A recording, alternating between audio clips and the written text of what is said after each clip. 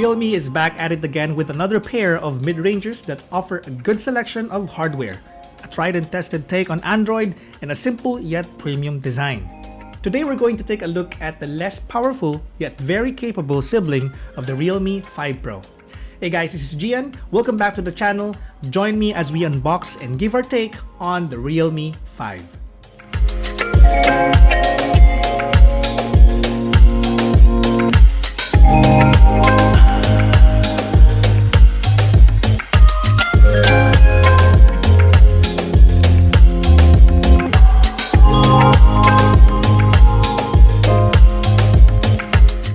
Let's talk about design. If you put the Realme 5 side by side with the Pro, you would not immediately be able to tell which is which. It is because it has the same crystal design that uses a new variation of the diamond cut pattern along with the notch display. The device is also splash resistant, which is kind of rare for a device at this segment. The power button is located on the right, as you can see, while the left side houses the volume rocker and a triple slot SIM tray. There is no USB-C port here, and that is one of the compromises to keep the cost down.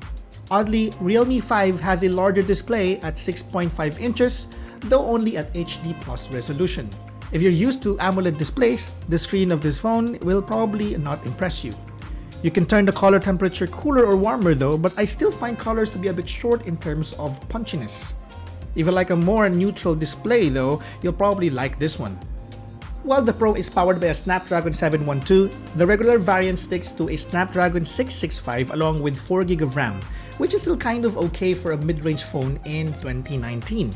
As expected, performance is smooth and stable across a multitude of daily tasks. At the time of this writing, the device doesn't support high frame rate settings in Mobile Legends. The game is very much playable though, but if you're used to buttery smooth animations, this will not satisfy you. Let's talk about the cameras. Like the Pro, Realme 5 has also 4 cameras at the back with pretty much the same setup. We have the main, we have wide angle, macro, and portrait. The notable difference is that unlike the Pro, which uses a 48 megapixel main sensor, this one sticks to a 12 megapixel sensor. Despite that, the Realme 5 isn't a slouch at taking photos, as you still get good detail, sharpness, and texture. The depth of field effect also looks clean and polished with decent edge detection. A wide angle shot also shows minimal distortion. You also get features such as Chroma Boost, Nightscape, and, well, surprisingly, 4K video recording, which is something you don't see very often in a mid-range device.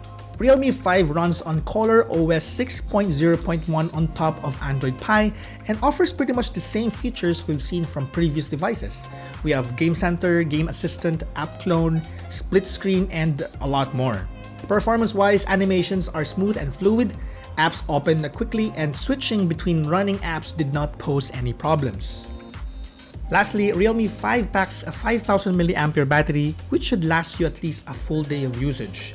There's no support for VOOC flash charge though, so we'll have to check how long you'll have to wait for a full charge. In summary, while the Realme 5 may seem inferior to the Pro on paper, the actual experience of using it shows otherwise. The phone performs well across daily tasks with ease, and its camera are actually pretty good for a mid-range phone considering it doesn't have that huge sensor that the Pro has. Its bigger screen also offers a slightly better viewing experience, especially for media consumption. So that's it for our unboxing and first impression of Realme 5. Do stay tuned for our full review coming soon on Gadget Pilipinas. If you like this video, please don't forget to like and subscribe to our Facebook, Instagram, and YouTube accounts. Again, this has been Gian of Gadget Pilipinas. Thank you guys for watching and see you next time.